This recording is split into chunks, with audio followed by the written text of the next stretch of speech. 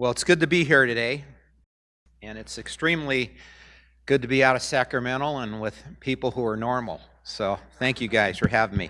My job today is not to talk so much about the Second Amendment, but really about rights, because the Second Amendment protects all the other rights. But how do we get them? Where do they come from?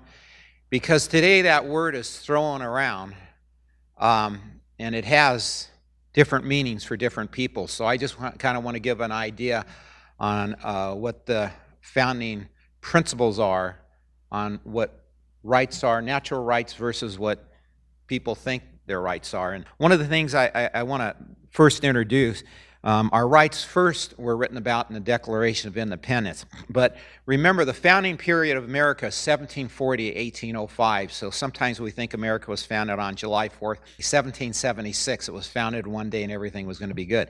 So essentially it took 26 years just to get the Declaration of Independence drafted, another 13 years to get our Constitution. Then we elected a president. We did the Northwest Ordinance, and so that's why that 65 years is an important number to remember, because as these founding principles, and there was really more than 56 founders because they were representing, people in their districts. So, probably 450 people had their hand in the pie on this effort. And so the Declaration of Independence, by the way, these thoughts just did not originate from Thomas Jefferson or Madison or Adams. They stood on the shoulders of people who possess a superior wisdom than they did. They stood on the shoulders of John Locke, Samuel Rutherford, Cicero, Thomas Aquinas, St. Paul, Moses, St. Augustine, Aristotle, Plato, and Socrates. So they took the best of those, and that's sort of how they did these thoughts. And so today, so rights are the foundation of our nation. And so I just want to make a distinction between natural rights and then what other people claim are rights. The words that many use today as positive rights.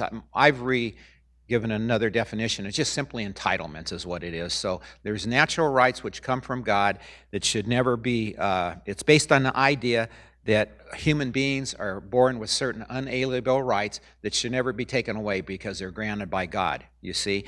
And so, unfortunately, my friends across the aisle call themselves progressives.